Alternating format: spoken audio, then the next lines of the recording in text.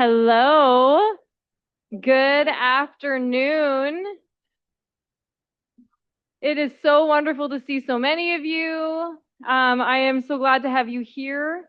I have to start by thanking Pepperdine Libraries for co-sponsoring this, as well as the History and Art History program. Thank you very much. Specifically, Jeff Bowen is a man that I talked to a lot and helped planning this, so let's thank. He said don't mention my name, so I'm gonna mention his name. Mark Rusa, who's just approving and constantly so supportive of the events that we do in history and art history, as well as Cindy Colburn, who's been my partner in all this and planning this together, just the incredible support. And also all of you. I mean, universities, I'm an old school university girl, 11th century. History is about ideas and people and sharing that space, asking questions, right, Maren? Ask those good questions. So you guys are here today to hear a talk, to consider the art and the importance, and we have today Nick Rosenthal, who's with us from LMU, and his talk today is called Painting Native America, Indigenous Artists in the 20th Century. So Nick Rosenthal is a history professor and department chair for LMU. He has published two books, one forthcoming next year, but the first one on reimagining Indian country, and this one on painting Native America. And his work looks on Indigenous, American West, and 20th century history and looks at the intersection in those spaces. So please give him a warm welcome from Pepperdine to Nick Rosenthal.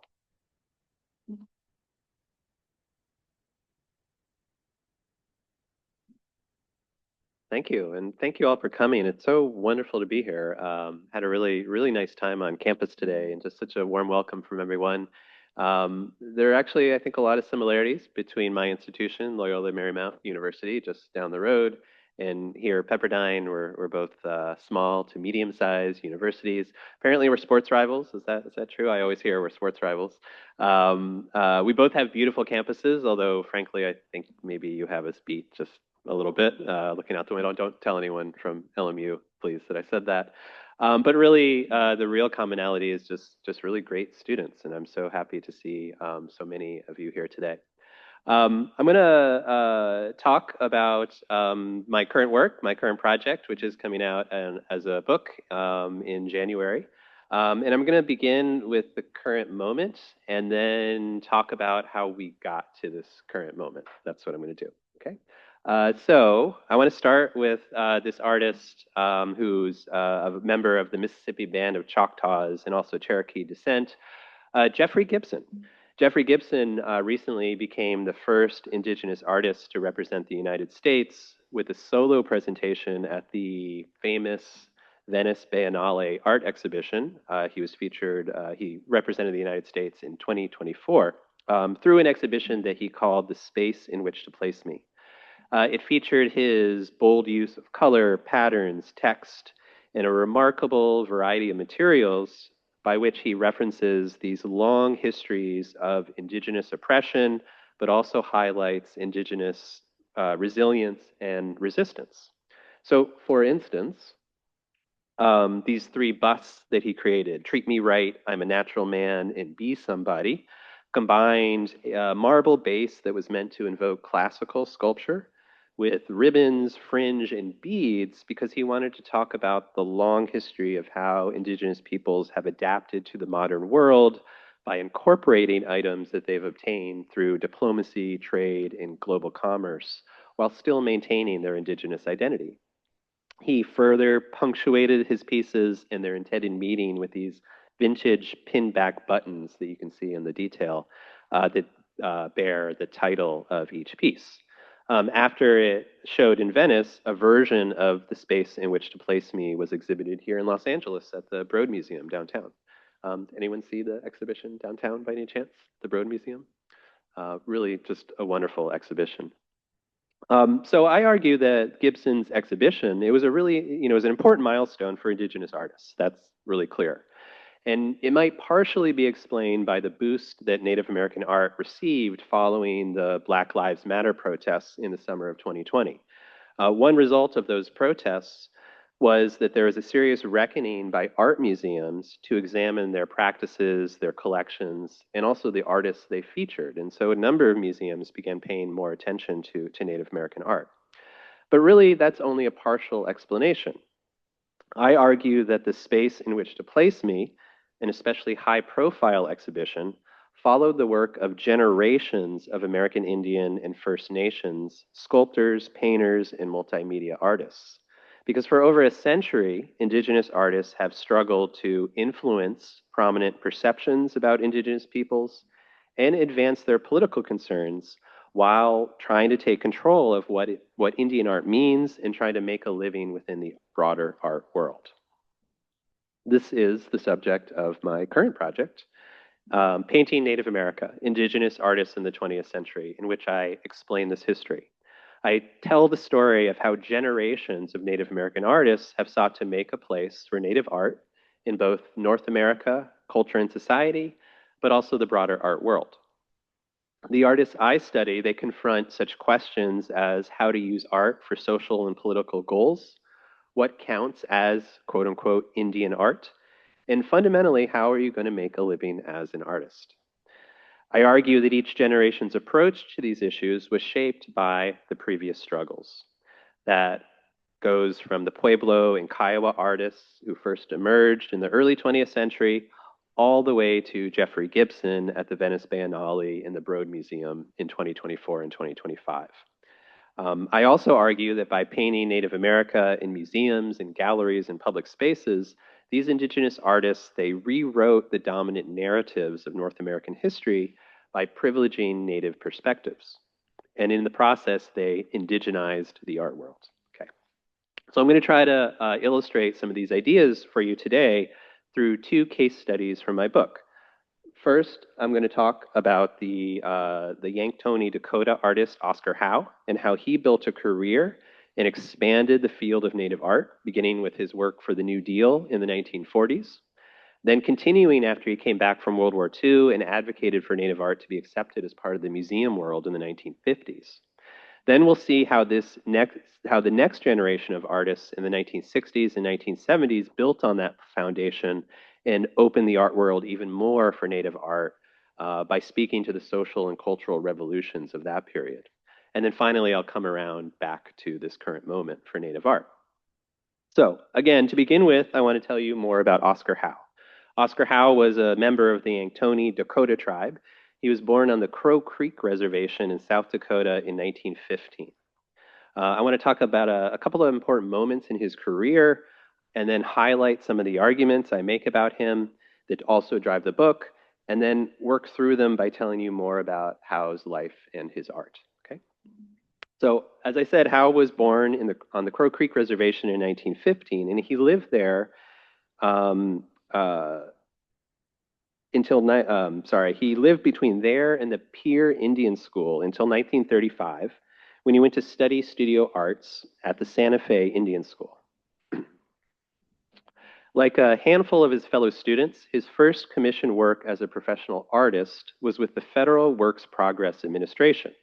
The most ambitious project he had was to design and construct 10 murals for the new municipal auditorium in Mobridge, South Dakota. Howe recalled that 3 or 4 other artists had been invited to design these murals, but they had been scared off by the size of the project. And he said he remembered that he was, quote, young and willing to take it on. He sketched charcoal cartoons of the murals, working, quote, so hard that he wore his fingernails to the flesh. And then he traveled to Mobridge and over several weeks completed 5 murals depicting the history of the Missouri River and another 5 with the theme Ceremonies of the Sioux. This project was deeply meaningful to Howe. He chose the theme History of the Missouri River because he remembered that he had, quote, always been connected to the river since his childhood at the Crow Creek Reservation. A mural depicting the Fool Soldier Rescue was especially personal to him because it commemorated the release of captives to a group that included his grandfather and his great uncle.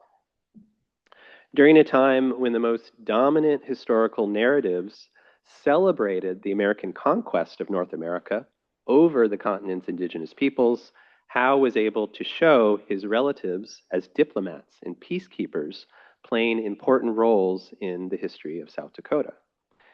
He also wanted to document Native cultures and beliefs, and that's why he chose to depict the Ceremony of the Sioux series. He said it was, quote, "So when children ask how it was before, they will still have these murals." Surely this perspective was shaped by his experiences with what was called the U.S. assimilation program.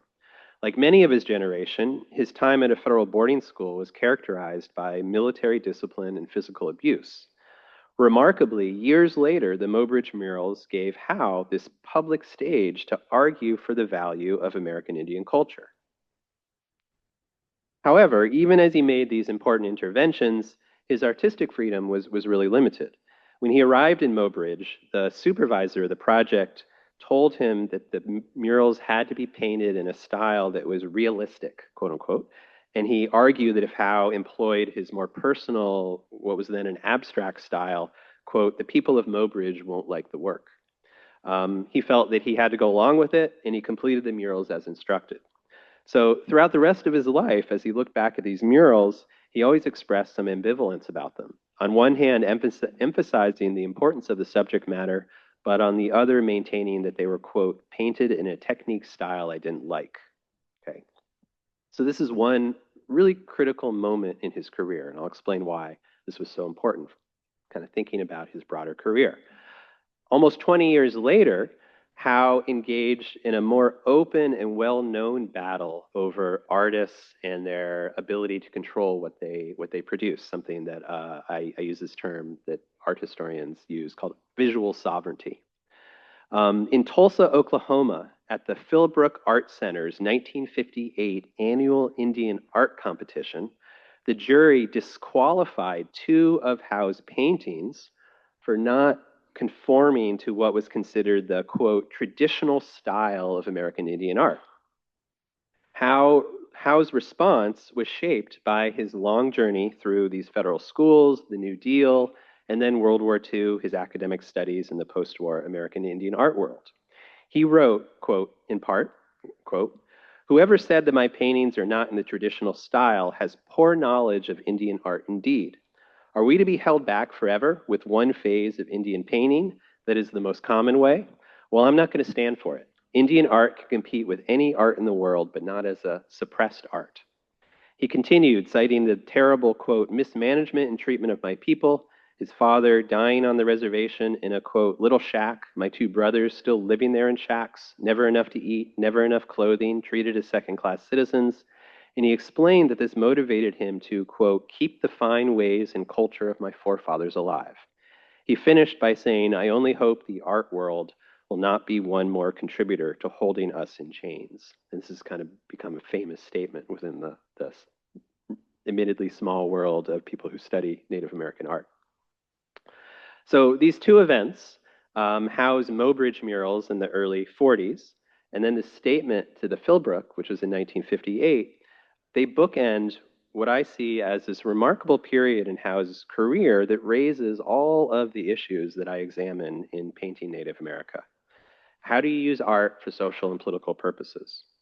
What is the debate over, or what constitutes, quote unquote, Indian art? How do you make a living as an artist while negotiating all of these questions and these boundaries and still working to fulfill your own vision of what your art should be and what it can become? Okay. I argue that Howe and others of his generation, other Native artists of his generation, they, quote unquote, pry the art world open for American Indian art in the 1940s and 1950s. So it's not just Oscar Howe, it's Oscar Howe and others of his generation. They all work to pry the art world open by confronting all of these issues. Okay. I emphasize that they struggled over what I call visual sovereignty, but you have to understand that within the context of just how difficult it was to make a living as a Native artist in the 1940s and 1950s. Howe and other Native artists, they encountered financial problems, gender barriers, domestic tensions, difficult relations with their tribal communities, racial discrimination, institutional paternalism, the limits of the marketplace. They all confronted all of these issues in various ways, but remarkably, they kept pushing forward with their visions for Indian art as modern art that continually innovated and indigenized the cultural forms of the dominant society. Okay? I want to try to give you a few more examples of this. Howe's career in the 1940s and 1950s uh, included the Mobridge murals. He then enlisted in the US Army, and he served in North Africa and Europe during World War II. When he returned to South Dakota, he held an exhibition in Sioux Falls, and he wrote to another museum director about this, saying that he was gratified to, quote, have this first exhibit after the war in South Dakota, but he was really concerned about whether people could understand what he was doing. And he stated, of course, I realize in South Dakota, people have never had any opportunity to see any finer type of Indian work, and so the public was surprised to see my exhibit. I hope in time they will learn to appreciate the finer Indian work, and that in time I may prove this type of Indian work, at least in painting, can be accepted as fine art. Okay? I think we really have to understand this statement, right? Coming when in the early 1950s, as building on his experiences with the Mobridge murals and having to make those sacrifices, right? And having to conform to what the public wanted to see. So here he is later saying that this is where I want to go with my art, right? I want it to be something different and I want it to be accepted, okay? An example of his work from this exhibition after the war is Shinny Game. This was at the State Museum in Pierre, South Dakota, and it's beginning to take on the elements of what would become his mature style, which I'll explain in a minute.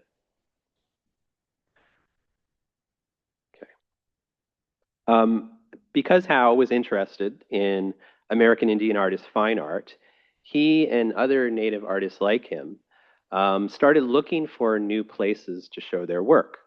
They found a important outlet in what was, it still is, the Philbrook Museum in Tulsa, Oklahoma, which began having an annual competition for Indian art called the Indian Annual.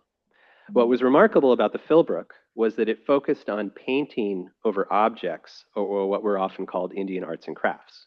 Native artists were able to enter their paintings in the competition. They were able to make important sales. But museums across the country in the 1950s began taking their cues from the Philbrook, and they began hosting traveling shows, curating exhibitions, and holding competitions in American Indian art as well. Other museums and collectors began attending the Philbrook Indian Annual to purchase paintings and build their collections in Native art. These museums were also the sites for these debates about what constituted American Indian art.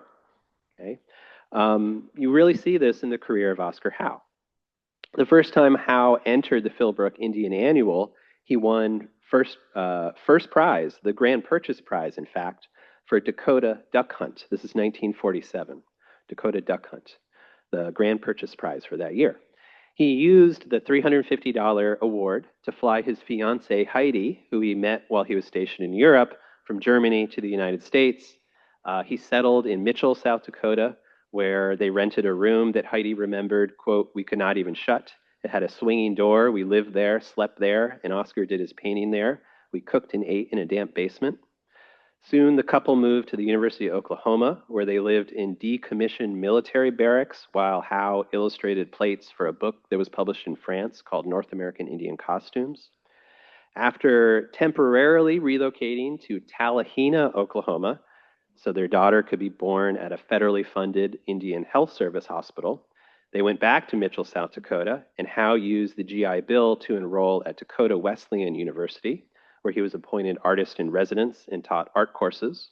He also became the mural designer for the annual Corn Palace Festival. Howe was excited by all of this. He wrote to one of his mentors, I certainly appreciate the kind efforts of this little university.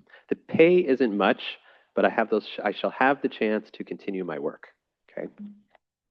Once he graduated from Dakota Wesleyan, the family left again for the University of Oklahoma so that he could study for an MFA with the remainder of his GI Bill. Back in the barracks, again, living in the barracks, Heidi remembered, it was a hard year. When we pounded a nail in the wall, it came out of the other side. We were always short on money by the end of the month. But on the university grounds, there were some old asparagus fields, and we used to pick them and cook them and eat them with toast. That tasted not too bad. After graduating, Howe served for 5 years as art director at the public high school in Pierre. He was initially warned that he, quote, wouldn't last 2 weeks and be run out of town because of the town's racism against Native peoples. Several landlords did refuse the family until they finally rented a one-bedroom apartment over a garage from a man who had years earlier purchased one of Howe's paintings. Every summer, they returned to Mitchell for the Corn Palace, living in a motel room with a kitchenette. Howe saw the Corn Palace as an achievement, while Heidi remembered, we depended on that money for our living expenses. You can kind of see that Heidi's the more practical one. Finally, in 1957, Howe received a faculty and artist in residence appointment at the University of South Dakota. The Howes purchased a home, they settled into the community, and they finally, after years of struggling to do so, achieved a degree of financial security. Okay. So this is their lives, from the late 1940s to the late 1950s. It's not a particularly stable time, right? It's a difficult time, right? It's kind of going from thing to thing and making ends meet one way or another, while Howe continues to pursue his artistic vision.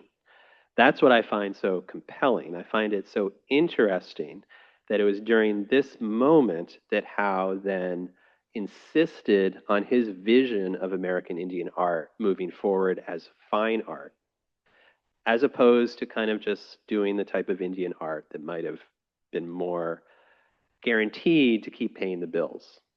So let me tell you a little bit more about that, show you how his art evolved, okay? When Howe entered the MFA program at the University of Oklahoma, he started experimenting with technique and testing out its reception.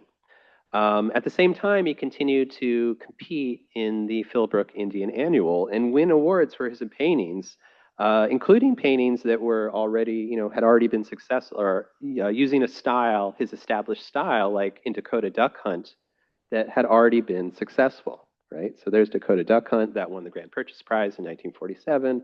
A few years later, he wins first prize for Dakota Teaching in 1951, very similar style, and very similar to the style that he developed when he was in art school. But he also began moving in new directions.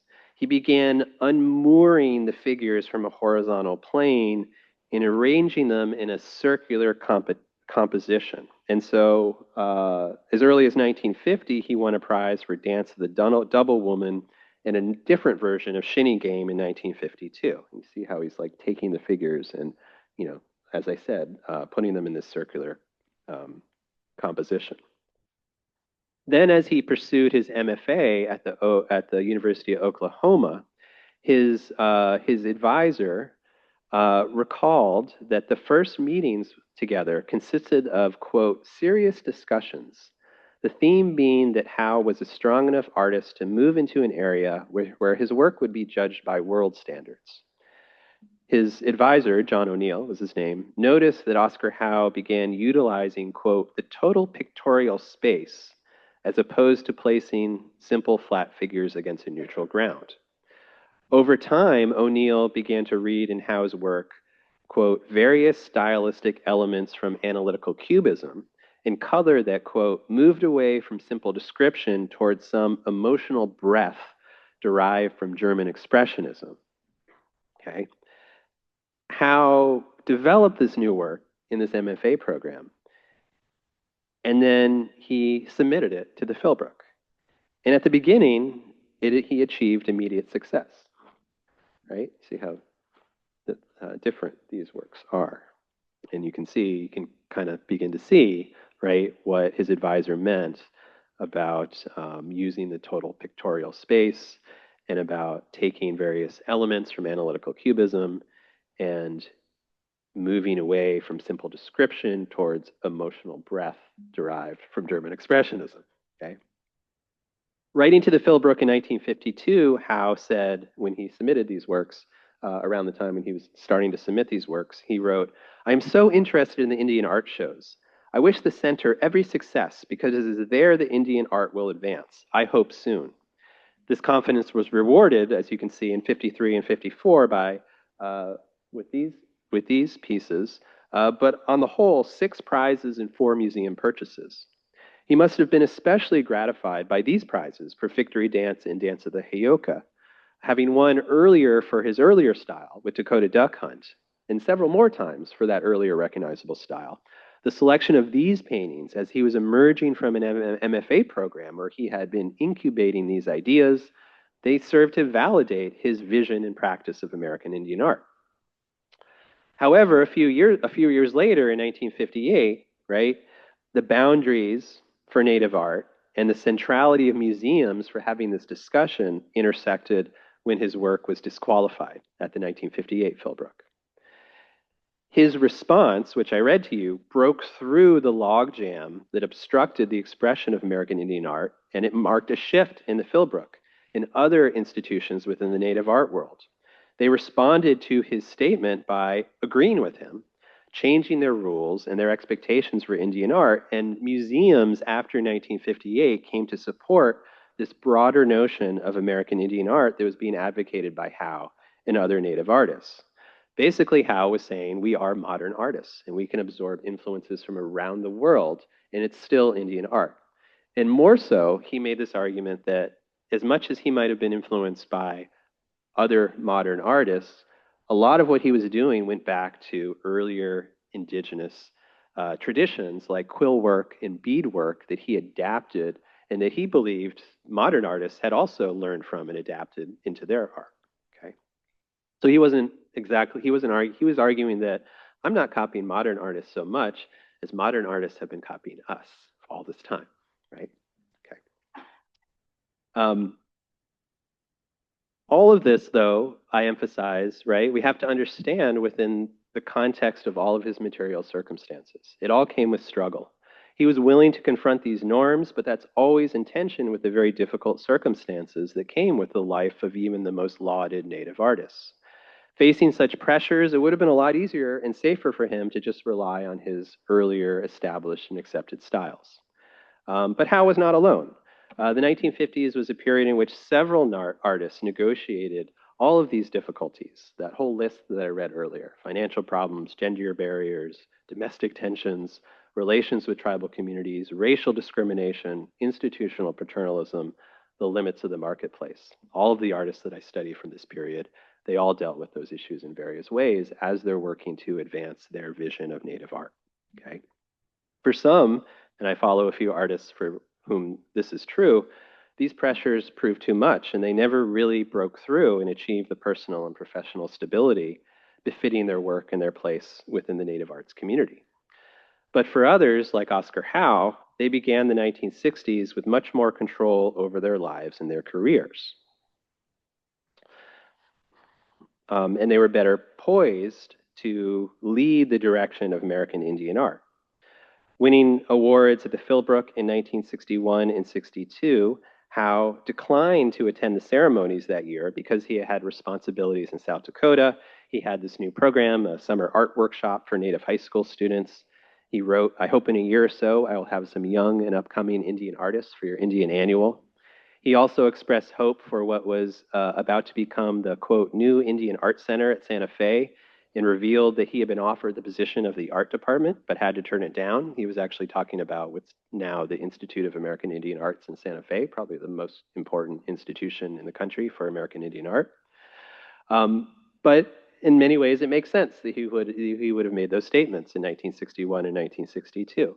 He finally achieved stability through a university position. His artwork was now being lauded, and he was able to pursue all kinds of personal projects. He probably felt he didn't need to accept prizes in person, and he wasn't tempted by relocating to a new institution by this time. Okay. What would become the Institute of American Indian Arts in Santa Fe did nurture a new generation of Native artists and played a central role in the explosion of American Indian art on the international scene over the next couple of decades, and that's the topic of the second part of my talk.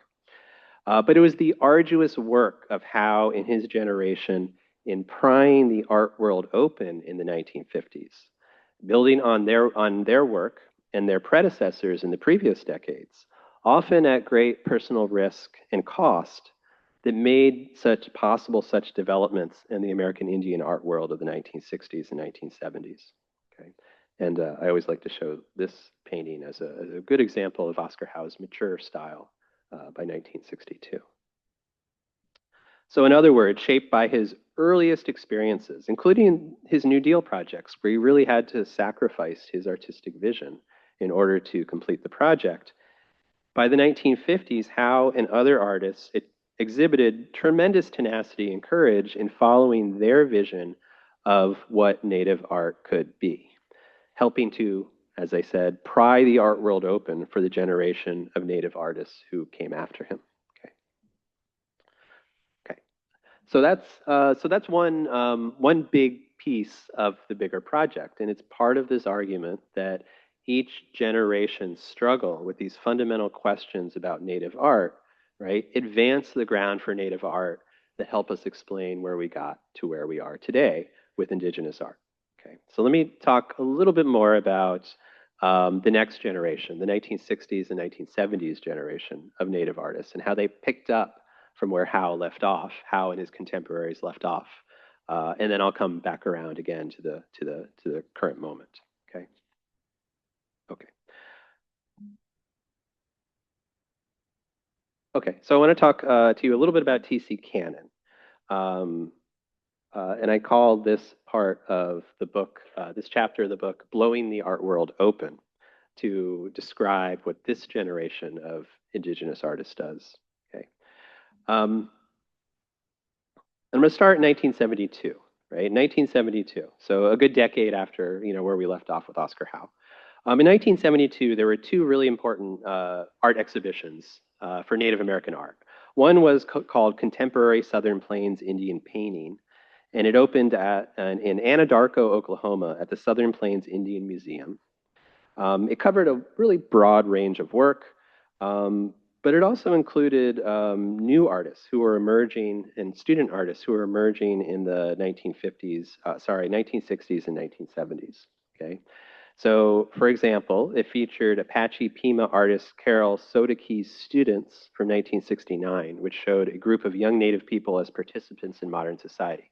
That was actually very rare for Native American art as late as the 1960s, for there to be any depictions of Native people in the modern world, in modern society, right? So if you think about what the market was for Native American art, it was for a type of art that people believed gave them some kind of access to what they thought of as the past, right? And a lot of Native artists understood this, and they worked with this, right?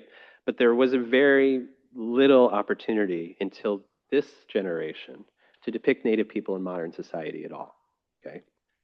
Another example I have up here that was in the show, Benny Buffalo's Untitled One.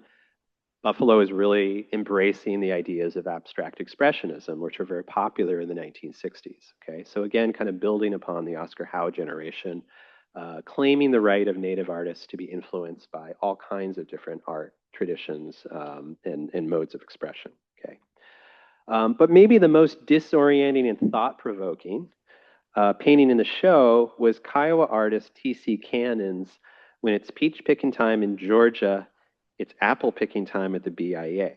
Okay, so that's the title is a scathing reference to the federal government and the Bureau of Indian Affairs, and it references a country blues song.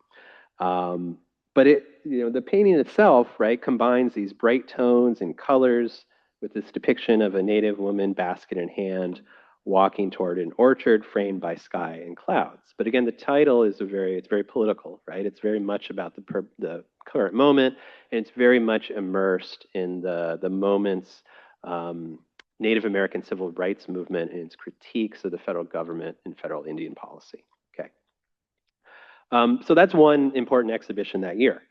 Cannon was also featured that year, along with his former teacher, Luiseno artist Fritz Scholder, in the Smithsonian Institute's National Collection of Fine Arts exhibition, Two American Painters. The show really helped catapult both Scholder and Cannon onto the international art scene. Both painters confronted a number of myths and spoke to truths about Native peoples in ways that were so intricate and complex that they really advanced Native art as a forum for American Indian activism and social change. So a good example is Cannon's "Mama and Papa Have the Going Home Shiprock Blues." It featured a Dene couple who are very much located in the moment, and then features this Bob Dylan-inspired title meant to invoke life's tribulations. Okay? One art historian has described this as a painterly experiment in color, composition, and message, employing multiples of the central figures, stenciled text, and color combinations that smash notions about the incongruity of native art as a modern form. So even though everything I said earlier about Oscar Howe and his contemporaries, working and pushing to get native art accepted as modern art, that's something that this generation takes up and pushes even further through works like this. Okay.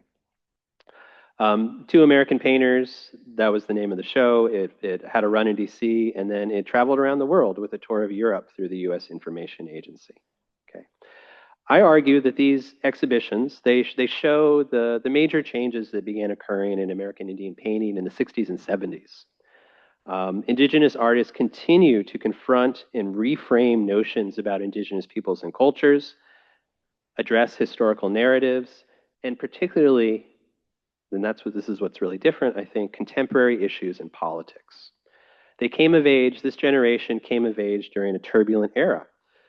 This generation studied and exhibited within networks coming to recognize Native people and cultures as critical participants in modern American society.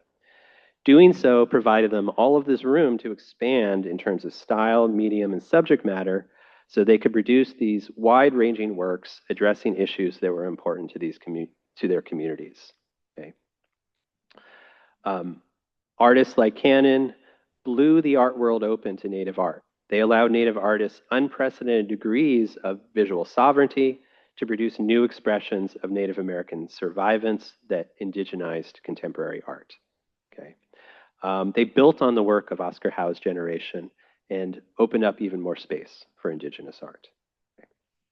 So I'm going to skip over a little bit of my talk here that goes into some of the schools and institutions that nurtured this new vision of American Indian art, or this expanded vision of American Indian art. I already mentioned the Institute of American Indian Art in Santa Fe. That began in 1962. It did become a place that embraced this vision of Native American art as wide-ranging and expansive. It was a place that combined the study of history and design with studio disciplines like ceramics and metals, sculpture, painting, graphic arts, weaving, and modern textiles. Okay. Artists came from all over the country, from Native communities all over the country, to the Institute of American Indian Arts. And at the Institute of American Indian Arts, they had the opportunities, often for the first time, to have first-class art supplies, to have first-class art instructors, but also they were encouraged, really for the first time, to translate their cultural and community traditions into an expansive world of art, an international world of art. Okay. So some of the examples up here, you can see that some of the artists are embracing various artistic traditions. Kevin Redstar studied artist Robert Rauschenberg's combines or assemblages of non-traditional materials and objects to create works with images suggestive of Crow tribal culture, such as masks and breastplates. It's up in the corner, right? Linda Lomahaftawa, who grew up on the Hopi Reservation, she ventured into symbolic abstraction and what was called color field painting, a variant of abstract expressionism that saturated the canvas in fields of color. Her Hopi spirits drew on these forms to invoke Hopi katsinas against a blue background, suggesting the sky. Donald Montalou, who grew up on the Pine Ridge Reservation in South Dakota and studied with Oscar Howe at one of his summer art institutes before coming to the Institute of American Arts. He was really taken with what was called hard edge painting, a style that brought color fields to compositions with geometric shapes, clean edges, and smooth surfaces. Okay? These colors and designs were meant to reference Lakota beadwork and the concept of the four directions. Okay. Um, Cannon's body of work, T.C. Cannon, beginning as a Institute of American Indian Art student, powerfully illustrated the possibilities for Native art as a feature of the era's social and cultural transformations. At IAIA, Cannon absorbed a range of influences. For two IAIA paintings, two of his paintings, student paintings, Mama and Papa Have the Going Home Shiprock Blues, which I showed you earlier, an Indian Man from 1967.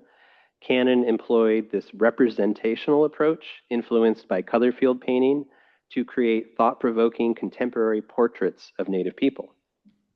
After his time at the school, Cannon served with the U.S. Army's 101st Airborne Division in Vietnam, and when he came back from Vietnam, he increasingly referenced the history of warfare between Native people in the United States.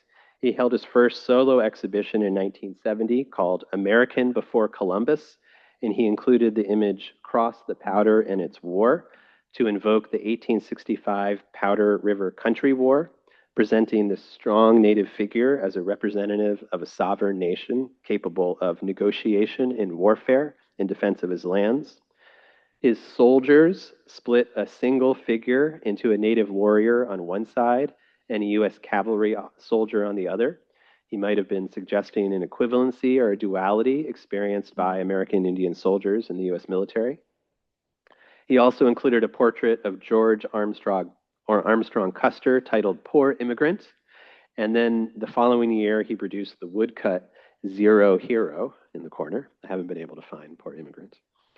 But together, these works recast the central figures in the 19th century conflicts between American Indian nations in the United States in ways that resonated with that era's critical reinterpretations of US history. And we have to think about this as a period in which the dominant narrative of US history is one that's very triumph and celebratory when it describes the move of the United States west in the conquest of Native peoples. And these paintings I see as part of this broader effort by a number of artists and filmmakers and even a generation of historians coming of age who are retelling that history, right? Reframing that history. Okay.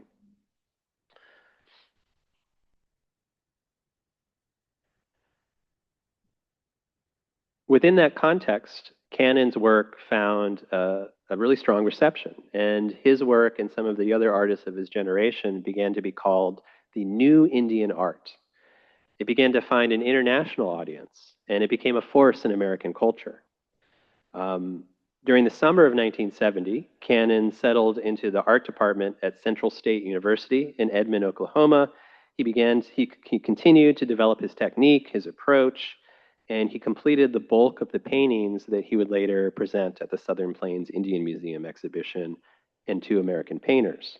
So, for example, Cannon's Law North of the Rosebud elaborated on that earlier painting, Indian Man, to create a portrait of contemporary Native experience, but through this authoritative figure of a tribal policeman staring out at the viewer through aviator sunglasses. This and other paintings caught the attention of a New York City art dealer who purchased everything from the show, the Two American Painters show, and he became Cannon's gallerist, and that allowed Cannon the freedom to focus on his work. This is something that very few Native artists had achieved up to this point. A New York City gallerist who would market his work and just allow him to just focus on making art. Cannon returned to Santa Fe in 1974 for another very productive period. It was highlighted by, for example, a Dartmouth College artist in residency, a solo exhibition at the Wheelwright Museum in Santa Fe, and a mural for the Daybreak Star Cultural Center in Seattle. Works from this period reflected his continuing efforts to keep critically probing and intertwining historical and contemporary Native experiences. So his collector number 5, for instance, was one of a series of 5 woodcuts that he did as a collaboration with a master woodcutter and master printer. And it combined really several elements of his mature style. A Native man is dressed in plains clothing and meeting the viewer's gaze with a very stern expression while sitting with his legs crossed on a wicker chair atop a Dene rug, but positioned in front of a Van Gogh. The view from the windows reveals an open landscape and a broad horizon marked by storm clouds. It's arresting for its use of bold colors and its intricate patterning, including this decorative border and vertical column that was unique to each one of the prints, or versions, sorry. At times, it's been understood as autobiographical. One scholar argues further that, quote, the image of the Indian as a collector of Van Gogh may strike us as funny, but upon reflection, this is just what Indian artists have become. This piece causes the viewer to ask, why is it normal for non-Indians to collect Indian art, but strange for Indians to collect non-Indian art? Indeed, with collector number 5, Cannon seemed to be referencing and playing on a long history of non-Indian collectors that goes back to some of the earliest impulses that encouraged the production of Native American art in the late 19th century. In this way, collector number 5 and Cannon's other works from the 1970s, they pushed past these boundaries which previous generations of Native artists were forced to contend with, right? Cannon's life and work, it demonstrates the relationship between financial stability, being able to expand visual sovereignty, and being able to express Indigenous experience in new ways and as contemporary art, and radically intervene in notions about Indigenous peoples, broader narratives of North American history, and as well contemporary issues in politics. Put another way, I argue that Cannon and other Native artists of the period, they blew the art world open to Indigenous artists with a much more expanded view of Indigenous art. So that brings me back around to where I began the presentation. I hope I've been able to illustrate what I mean when I say that Jeffrey Gibson's The Space in Which to Place Me was made possible by the work of generations of American Indian and First Nation painters, sculptors, and multimedia artists who had for over a century struggled to influence prominent perceptions about Indigenous peoples and advance their political concerns while taking control of Indian art and making a living within the broader art world. As you can see from my table of contents in the book, which will be published in January by the University of Nebraska Press, I begin in the early 20th century with a first generation of modern American Indian painters, mostly in New Mexico and Oklahoma. I move to the next generation to discuss how changes in federal policy opened up spaces for Native people to study art and how some of their first experiences as working artists through the art programs of the New Deal. After World War II, as I discussed today, artists like Oscar Howe worked to get their work accepted as fine art. This opened things up for the next generation, like T.C. Cannon, to expand dramatically what was accepted as Native art and also make a living in the art world. And then at the same time, this allowed for the flourishing of Native art scenes in places like California, British Columbia, South Dakota, and New York City, which is the subject of my last chapter. Okay. All of this brings us back to the current moment. Jeffrey Gibson is not the only Native artist who in the past few years has received international recognition. For a year, Tongva artist Mercedes Dorome's work was featured in the entrance rotunda at the Getty Museum here in LA. Her installation was titled Looking Back, and it was inspired by the idea that many people, when they go to the Getty, they say, oh, look, you can see Catalina from here. And she started thinking about that as a Tongva person whose ancestors lived on Catalina.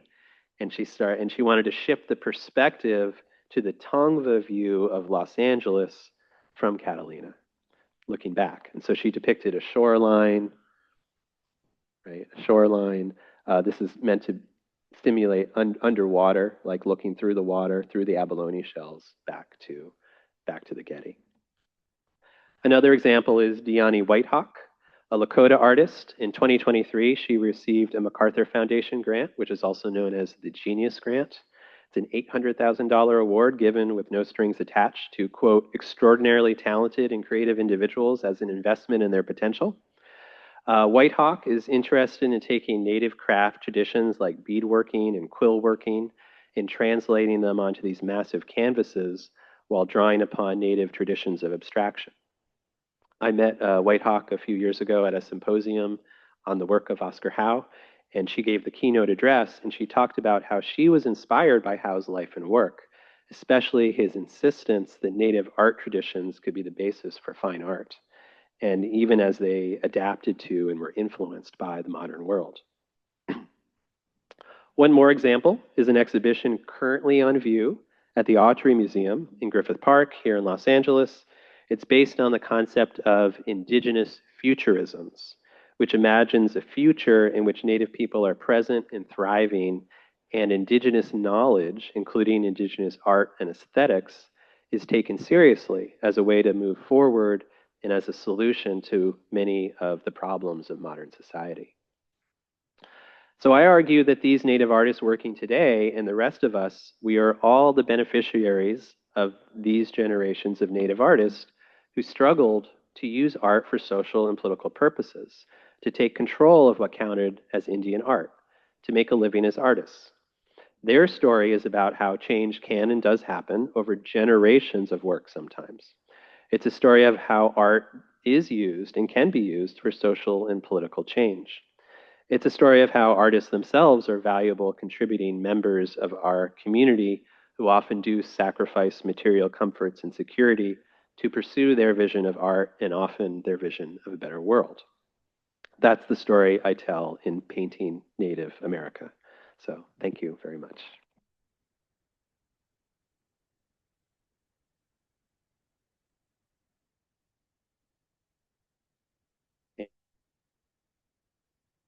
I think we have a few minutes left in which I'd be happy to answer questions or entertain comments or statements or anything else of the like.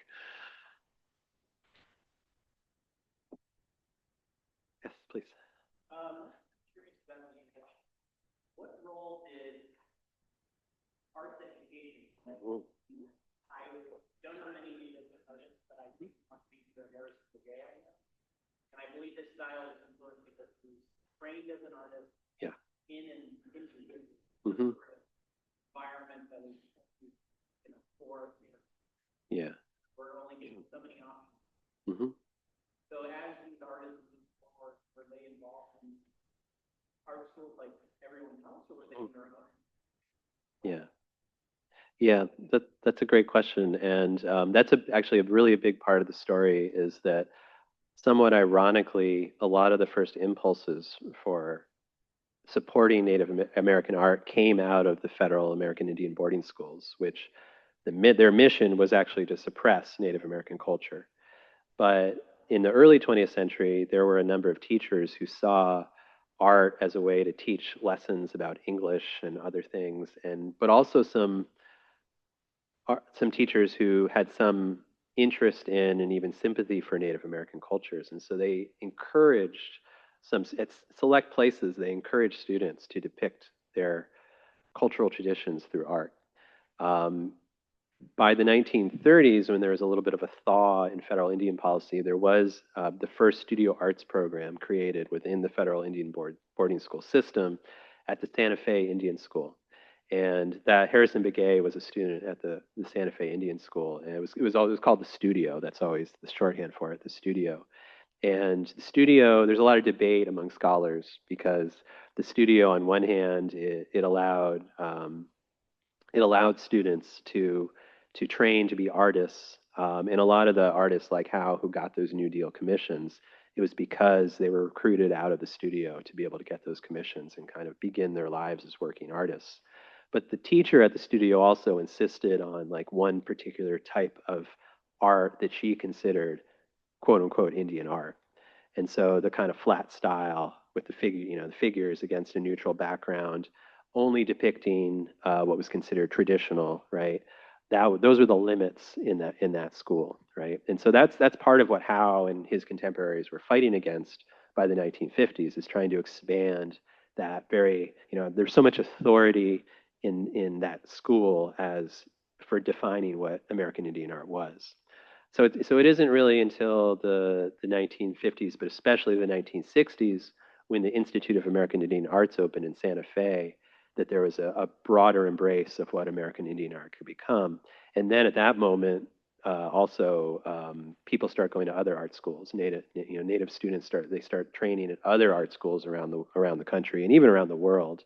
And by the era of T.C. Cannon, they're bringing all of those influences in, my last chapter, for example, has a big piece on California, and there's a whole Native art scene that is there largely because places like Sacramento State and UC Davis and Humboldt State students go to those art programs and from Northern California and start producing Northern California art and create a whole scene in the museums and other cultural institutions of that region. So, yeah, big part of the story. Thank you.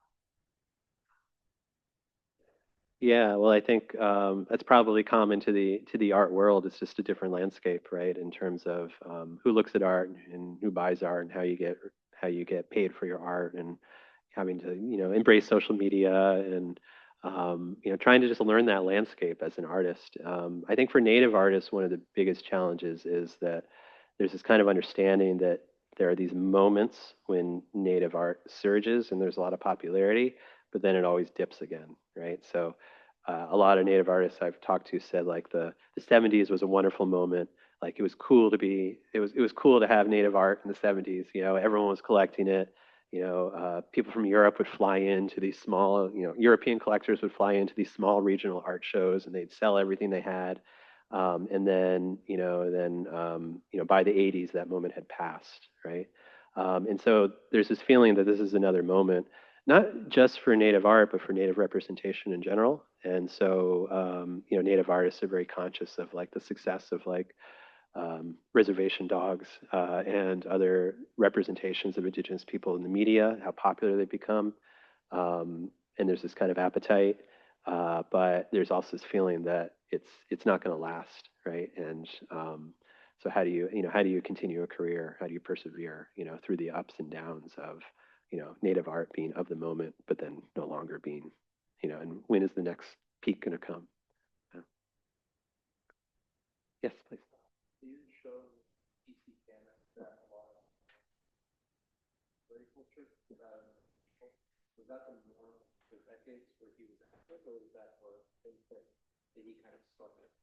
Yeah, I think that was there were a lot of artists who were interested in depicting Native peoples in contemporary society, and it was you were allowed to do that in that period. That kind of art was accepted, and even there was a demand for it, right? But at the same time, lots of artists were drawn to the idea of art as a way to preserve traditional cultures that might have maybe that these artists were even learning about for the first time because they had been cut off from those cultures. So a lot of the Northern California artists, there's one artist I study named Frank Lapina, who he went to boarding school. He lived with an adopted family. He made his way back to his Wintu community when he was in his late 20s and was really kind of accepted back into the community and taught traditions by his elders. And so by like the early 1970s, his art was depicting things that he had learned through participating in ceremonies and being part of the community again that he was worried was endangered, right? So there's that element too. So it's just a really diverse landscape of Native art that there's room for by the 60s and 70s, as I argue, because of the spaces that have been opened up by previous generations. Yeah, great question. Thank you all for coming. If you'll welcome me to thank him.